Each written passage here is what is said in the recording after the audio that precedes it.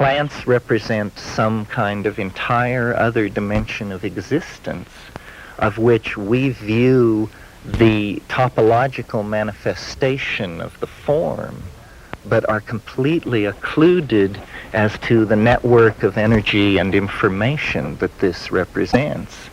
And like the zoological kingdom, which has thousands of forms of expression and progressively more complex forms which culminate in self-reflecting primates, the vegetable kingdom seems to have intelligent species and gradations of awareness in the world, so that we are opening a dialogue at the end of history with this other form in the biosphere, which we are just beginning to cognize as our own understanding about what the world is really about falls into focus. And certainly 100 years ago, no one would have thought that this was in the direct line of historical development of the high-tech civilizations, that they would have to explore the mind of the vegetable plant goddess, who was the only force contending with them for control of the planet. That's what it's come down to. So, with that kind of idea in mind, the notion of plant and planet, which is a phrase of Anthony Huxley's, which is wonderful. Kat, maybe you would want to talk about this. Is this a good... Yeah. I was thinking last night and this morning about plants particularly because of our talk that I anticipated, and back at the tent a little while ago I had a gnawing feeling that I was ignoring the animals too much, and then I arrived here and they all began to gnaw on me. I just got about 14 ant bites just sitting here. Yeah. You see me scratching all over. So I feel grounded again.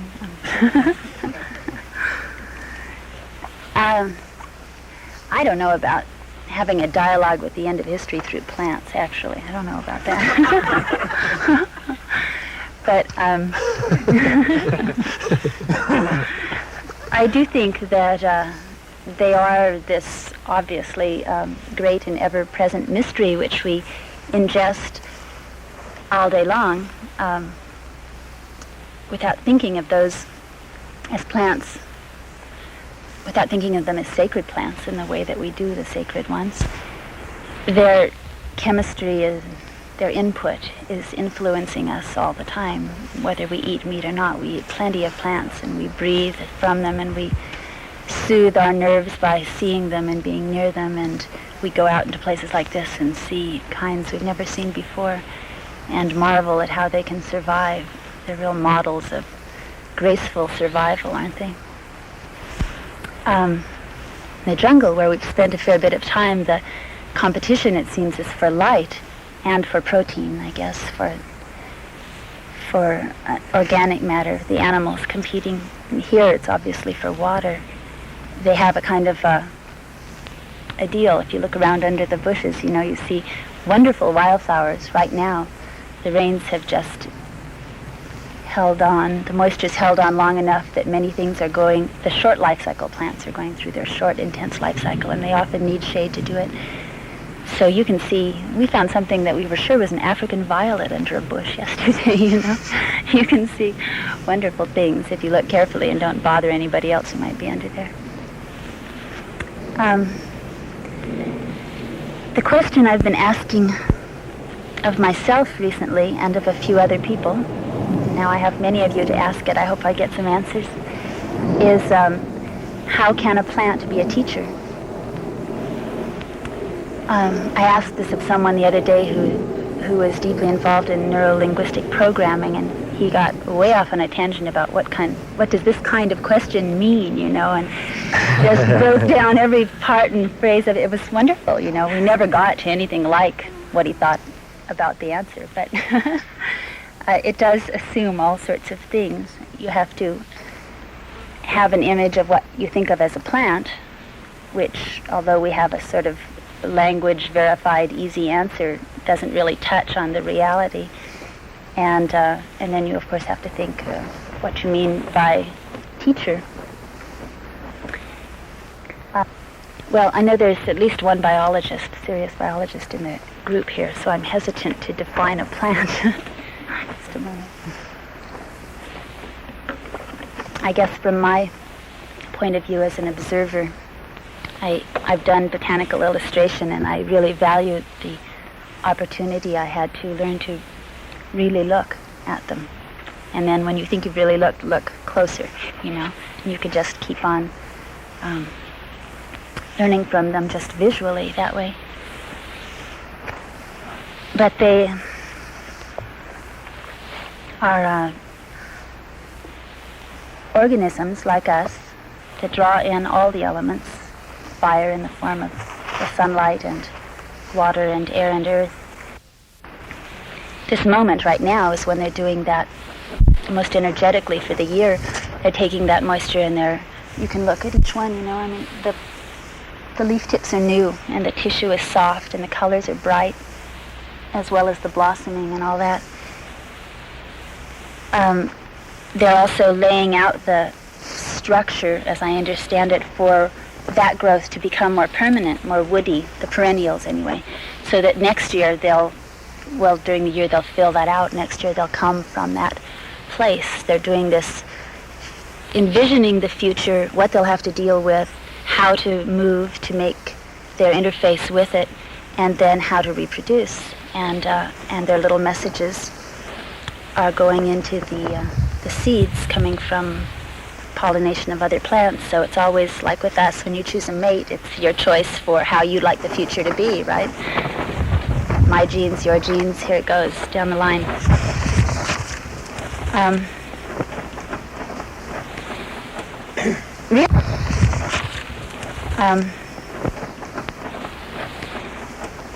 Really all I have about this is questions. I hope you don't mind if I just throw questions up, and then if anyone wants to say anything, please do, including you,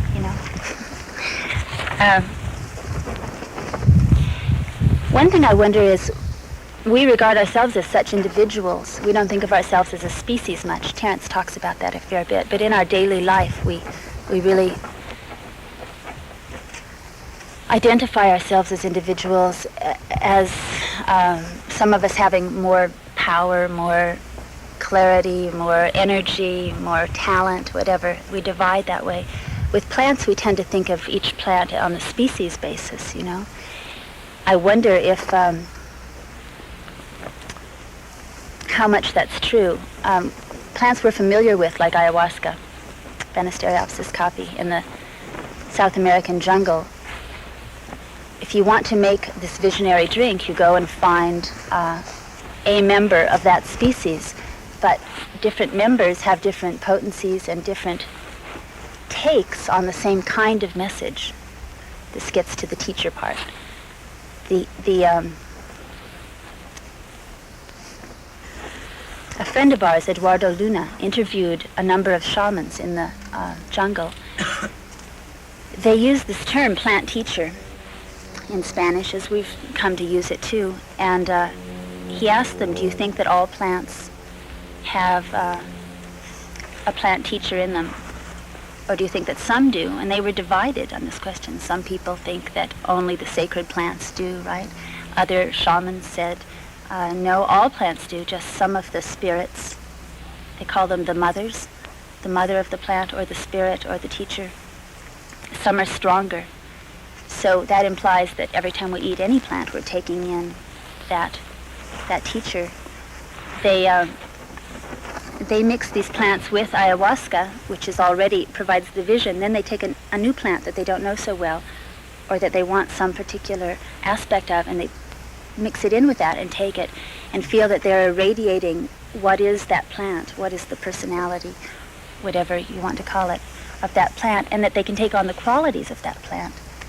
So I think the Indians in this area, as I understand, did that too with their plants. They wanted to take on the quality of the peyote is a good one, I mean, it lasts a very long time in a very subtle way, doing who knows what all that time when it's not being eaten by something which is metabolizing the teacher in it. Is the teacher in it when it's just sitting there all that time? Is it experiencing the visions that come with that come into the animal organism that ingests it? I mean, I don't know.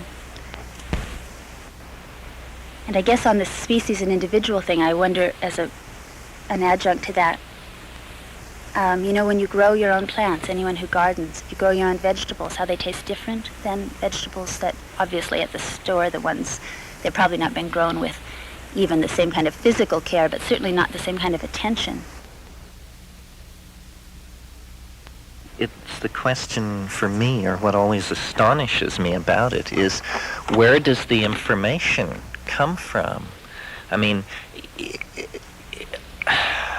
the peyote plant or the ayahuasca vine or the mushroom growing there in the jungle or on the desert, how did it manage to tap in and become filled with a universe of alien platonic beauty?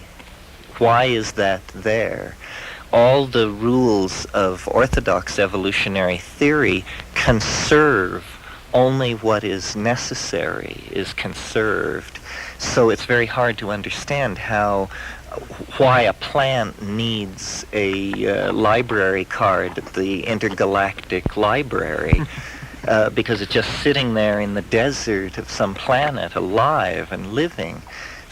But each plant is different too. I mean, their library cards don't take them to the same libraries even, Each one of these visionary plants provides something distinct, and sometimes you can see how it's a cousin of that one, and sometimes you can't see that they're related at all. Well, isn't it that mind is somehow at the reflexive level chemical? And that when you change the chemistry of the engine which is giving the pictures change. Sometimes it seems almost like a biological radio that you tune into very strongly broadcasting stations, some of which are, alien, high-tech, insectoid, science fiction places. Others are jungle worlds or things that you can't even English. Giant human teachers. I met one. Was 40 feet tall, and took me by the finger like I was a little child and led me through. What was that doing in the plant? Yeah, what is it for?